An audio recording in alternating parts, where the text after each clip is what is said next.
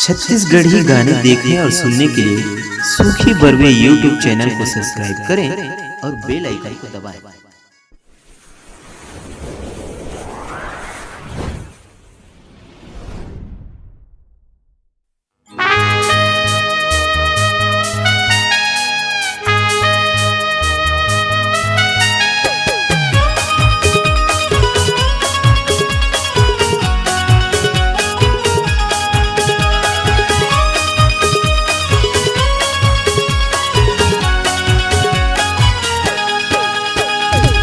गोरी के मयम भारी नखरा है रे, कारी के मयम भारी खतरा है रे। गोरी के मयम भारी नखरा है रे, कारी के मया भारी खतरा है रे। नखरा है रे, नखरा है रे, गोरी के मयम भारी नखरा है रे। खतरा है रे, खतरा है रे, कारी के मयम भारी खतरा है रे। गोरी के मया भारी नखरा है रे, कारी के मया भारी खतरा है रे।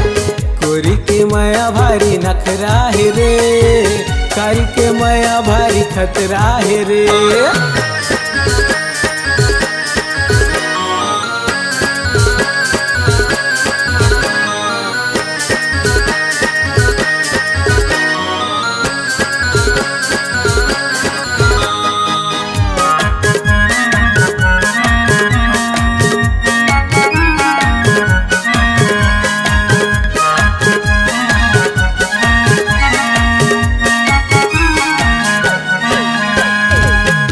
सड़क मारानी वीडियो बनाथे, कोनो ला देखे नहीं भारी में चेराथे, कोनो ला देखे नहीं भारी में चेराथे।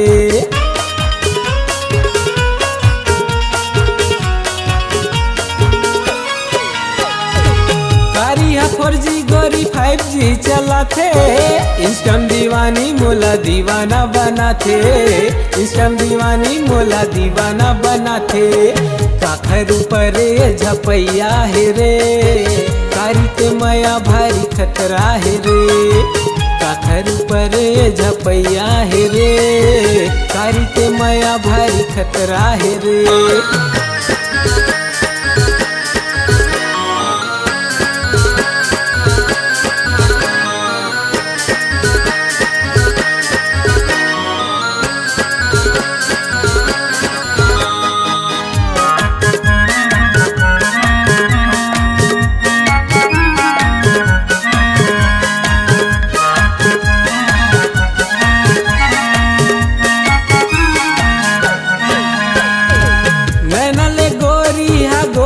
चलाथे गोलू दीवाना लबई हा बनाथे, कोमल दीवाना लबई हा बनाथे।